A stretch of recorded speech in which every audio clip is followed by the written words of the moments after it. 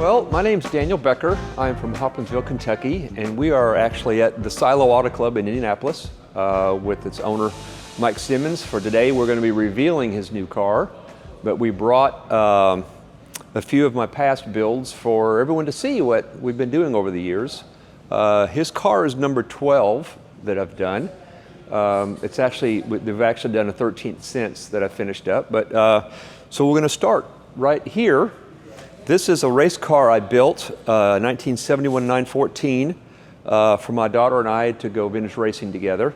In the end, she wasn't able to continue with the racing, so to bring Mike into the Porsche fold, Mike Simmons ended up with this car. We did a little swapping of cars because we're friends, we keep in the family. So this is a FIA-legal 914 with a 2-liter, 6-cylinder FIA-legal engine.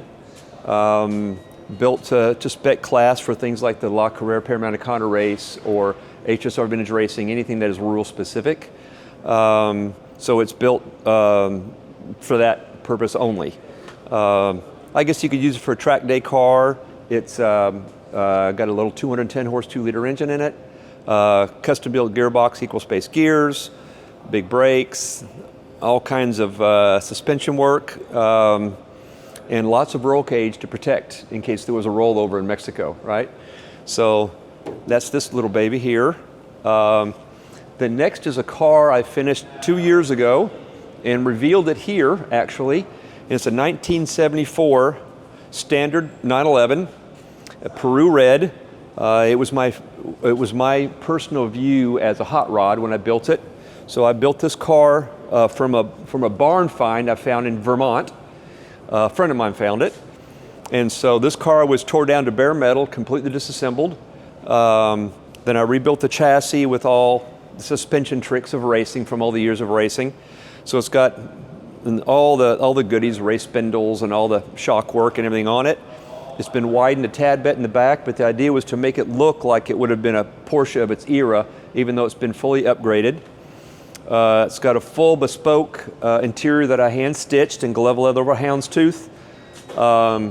It's got a 244 horsepower, 2.7 liter twin plug engine that I built and was dynoed at JB Racing. Jim, who's since retired, would dynoed my engines for me, so that way I had these numbers. But since he's retired, I've had to buy myself a dyno now. But so it's all custom matched.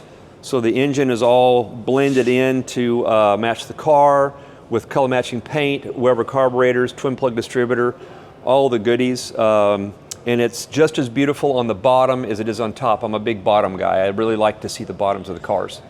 If they don't have detail on the bottom, how can it really count that they've put the detail into the top as well? So it's about quality of finish, right? And I do this as a love of the cars. I don't do this as a living. I have a real job. So it takes me about a car like this, about 2,000 to 3,000 hours of work to build a car like this. I take it down to every last screw, pull the wiring house of the car, remove whatever parts of the wiring I don't need, rewrap it, put it all back in as we go through the process. I don't paint the cars, but I do all the metal work, I do the flaring work, I do all the metal fabrication, then I send it somewhere as a tub to have it painted, then I bring it back. And then after I've restored and modified all the suspension pieces, I put it all back together again. So there you go. This is, I think, one of the most beautiful cars I've ever built right here. It's just breathtaking. So this is a car I built for Phil Penarisi. This is a total outlaw 1968. This is the most outlaw of outlaw 912s you're probably ever going to see. At one point, without fuel, it was 1,840 pounds on the scale, which is super light for an all-steel car, all glass. It was dipped in caustic soda, no insulation, no undercoating, no seam seal, nothing. But the paint under the floor of this car is this equal paint. Everything in the car, the inside of the roof, everything was painted just like this. Then it was put back together over a point of about 10 years of time, and then when Phil decided he wanted it, I modified to his taste. Every car is to taste, right? My job isn't to sell somebody what they're going to get. You know, it's not a car where you get to choose a color or interior. If I build a car for somebody, they choose anything they want, any engine they want, any interior they want, any fit they want, any fender size, any wheel size, any brake size, whatever they want. I don't have the word no in the vocabulary. So This car is totally stripped of anything non-useful for making the car get motivated. Again, a custom built 901 box with custom built gear spacings. And again, a stuffed 245 horse 2.7 engine in the back with Webers. It's gorgeous and it sounds like magic on wheels. It's all the suspension tricks. Not as much brake on this car because there's not as much you can do with an early short wheelbase car, but we're going to do something about that even if I have to fabricate it myself. But he drives this car from here to Chicago. He drives it on Putnam Park. He tracks this car. He drives this car rain or shine. These cars are built to be driven, not to be sitting in a building with lights shining on them every day of their life. Dan Brundage, who owns that Peru red car, was a nephew of the founder of Brumos Porsche. So Dan is a Porsche lifelong lover, and that's his car, and it's got a Brumos license plate on the back. So it's very cool, and he drives it. He picks his son up at baseball practice, he drives that car, he uses it, and that's what I really build these cars for. They're completely drivable every day, cross country, whatever you want to do with them. This is my personal car, which I mechanically restored, but cosmetically it's never been restored. This is a 1970 914-6 original Tangerine car. This is an unrestored car, just polished and cleaned. Mechanically, the suspension is all tricked out like everything else I do. I like the car to drive modern. This drives like a modern car. Raised spindle, lengthened A-arms, custom valve shocks, you know, everything you can do. This one's got proper, original, genuine 914-6 brakes. All the rear end's been done. Chassis been reinforced. It's got a brand new 2-liter engine I built for this car. I do have the number matching engine, but I don't want to risk it, so I just have it put aside. So I drove this up in the pouring down rain. So I drive this car rain or shine, cold or hot. This is the car that I drive. And I think it's beautiful. Underneath, it's brand new. But on the outside, it's still its original patina. Well, I like this for a couple of reasons. One is when I came here, while I'm here, I check over the guys' cars. I brought a complete set of tools in the back of the car. I brought clothes in the front of the car. I brought parts in here. It's got the 2 trunks and I can really pile it full of stuff. But the real reason is the smile on children's face when they see me go down the road. You see them from the minivans, you see them from the SUVs. They're yelling at their moms and dads, look, look, look. And if we don't get these cars out and drive them down the road, we will never continue the love of these cars because children will never see them. So if we lock them up, put them in trailers, take them to shows, the kids will never see them. But this car makes kids giggle and laugh and smile. And I let them climb in it, let them climb on it. They're not going to scratch it any more than it is. And to me, it's about bringing that love. And it's such a bright color, they can't miss it, can they? You know, this car just stands out, look at me. So I go to the gas station, kids come up, want to see the car, you know, and it's just to feed that love of the cars for the children, right? And that's why I love it. They see 911s much more frequently. You don't see anything like this. You just don't see it. So this is what I do part of what I do to bring the love. So, and this is the most recent complete build. This one is a 1981 Carrera SC that Mike bought on, I believe it was P-Car Market or something like that, as just a regular running car, and sat down with me over months of time to tell me what he wanted to do with the car. Well, he knew he wanted it wider. So I fabricated the steel flares and welded them on. We knew we wanted that. We knew we wanted backdate. So I put a 1971 hood on the car and backdated all the front end and the front trail, that normal stuff. Fabricated new turn signal housings to bring it the long nose look. And the only part of this car that's not been modified in some way is the roof. In this car, every panel has been touched. So in the doors, it's not cosmetic on the outside, but it's been converted from power windows and locks to manual windows. So it was all changed over to that, and the window frames and regulators and the pickup points. So it's got manual crank windows in the car to save weight. These were flared. The tail was changed. The bodywork in the front was changed. The rear end's been cut and modified. So this is about as much change as you're going to get, except for cutting the roof up. So it was the white that he chose for. So we went through lots of little details for him. It's got GT3 front suspension under this 81. It's got three-way adjustable coilovers, some MCS, custom ordered and custom valve for this car. It's got big turbo style brakes on the car that we even had the custom tint color to match. Floating rotors, adjustable sway bars. There is no rubber in the suspension of this car at all except for seals around the heim joints. This car is totally heim jointed. So I can move the track in and out in front of the car. I can adjust anything on this car. I can move the wheels front to back. I can move everything around to square it. On the back, I cut the whole back of the car out to forward date this to a G50. So this car does have a G50 forward date, and it wasn't done by shortening the bell housing. It was done by cutting the car out and building an all new reinforced chassis for the back of the car to fit it in. And then we went with 935 rear suspension, with again adjustable sway bars and three-way adjustable coilovers to match the car from MCS. So it's all been done as well.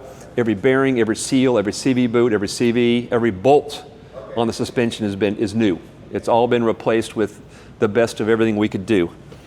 All four corners relit. A beautiful tail, beautiful, the best fitting tail I've ever bought. So we have a custom grill that I make for the back, so that way you can see the engine much more clearly, and it's very lightweight. So we go through a lot of work on trying to get the engine to look beautiful as well as run well. This is a 4-liter with 50 millimeter PMOs, which aren't made to fit on what's called a 2-bolt intake on the heads. Normally they would be on a 3-bolt for the later 3.6s. So we had to make some fairly heavy modifications to the intakes to get some that would flow enough for the engine. So it's twin plugged, custom made crankshaft, custom made rods, custom made pistons, custom modified heads. It's got all the really intense things done. The machine work is done by a place called Competition Engineering in California by a guy named Walt. Who is, I think, the premier machinist of Porsche air-cooled in the world. He's amazing. We waited 9 months just to get the heads back. So we carried around with the exhaust, which I custom made to Mike for his car, so we could get the performance as well as the sound that he wanted. So everything was tuned to suit his sound. So we did little things like eliminate, map lights, eliminate wiring to map lights, eliminate the original box. All of that stuff has been eliminated on this car. Only wiring on this car is intended for this car. There's no extras added in. Everything was removed. It's got sport rubber on all the engine mounts and transmission mounts. Again, the G50, turbo axles, turbo rear suspension, 935, all that kind of good stuff. But it's a 400 horse 4-liter. So it's got quite a bit of grunt to it, and it's a fairly lightweight car. So cosmetically, all the trim was color matched. So every trim, doors, windows, seals was all color matched in a Cerakote. So that way it blended seamlessly through the whole car. We did little trick, normal pieces lightened, but this interior was total bespoke to his suit. He spent almost a year finding the tartan that he wanted for the seats in a glove leather. So the whole interior is one of a kind in the car and to suit. Even the steering wheel was ordered specifically with stitching from Momo just for his car. The dash trim I made, everything is made, as is the thresholds. Made, Cerakoted, laser etched, clear coated, so everything is stripped and clean and smooth, and it's one of. We don't want anyone to have anything like it. We do the color interior to match the exterior, so it's got the white dash with the gauges on it that just look really, really beautiful. Very clean, elegant interior with a stereo system that's hidden in a rear shelf that fits behind the seat. So it has a full, excellent stereo system, but it's all wireless. So all he does is set his phone into the dash, everything connects and everything works. Charges his phone, runs his GPS, or runs his stereo just from the phone, so that way we can leave the dash stripped of anything unnecessary. Tread plates to match, the Becker Built, which is a name that we've come up with over time. We're going to start calling the cars Becker Built. So we have a logo now, and as I'm retiring from a normal work and building these cars now, we'll have the Becker Built brand that we'll do to build their cars. And we won't build many of them, but it's going to be an awful fun hobby, as I retire now. And again, the car is as beautiful on the bottom as the top, but it's all a very, very rapid car. This is a very fast car. It's got the best brakes, the best suspension, the best engine, the best gearbox, the best of everything you can put in a car to make it go and turn fast and stop fast. So that's what it was built for. Again, everything was built to his personal taste. I don't say no to anybody for anything.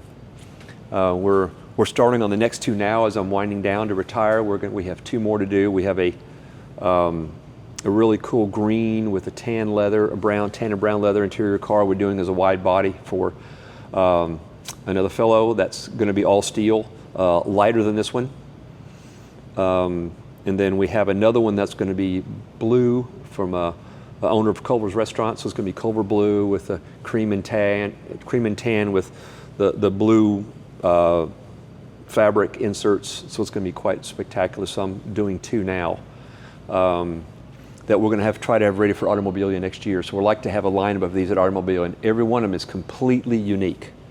No two are the same, no two have the same matching anything except for the cup holders, which we make ourselves as well. So even the cup holders will swing up under the seats, so they're not even visible when you're driving the car until you pull them out to use them. So we try to hide all that stuff. Even though we give the modern features, we try to hide as much of it as possible. So we're looking forward to the next builds, and look forward to get a chance to reveal them here each time at this beautiful facility. I mean, the Silo Auto Club is spectacular. To have this downtown Indy is quite amazing. And I'm really looking forward to him getting this car out and driving it and knowing that this car is made to be driven, not parked, not just shined on. Drive, drive, drive. This 68, I think he's clocked almost 8,000 miles on it this year, including track time. It's driven. Dan, he drives his car. That's what they're made for. If you don't drive them, don't let kids see them, don't let the next generation see them, you will kill the industry. So having a beautiful $1 million car that no one ever sees except for Cars and Coffee doesn't get the young generation excited. You got to get them out and drive them. And that's what I build them for. I build them to be driven across country. That's what they're for. He can drive that 68 across country, or he can drive it at Putnam Park. The car will do both things. It doesn't matter. It doesn't hurt it. They're all built to be driven. So we hope that everyone here that watches this does the same thing with their cars. Get them out and drive them. I don't care if it's Honda. I don't care if it's BMW. I don't care what it is. Ford. Drive them, drive them, drive them. Let people see them. Let the kids get excited and get them to fall in love with cars like we do.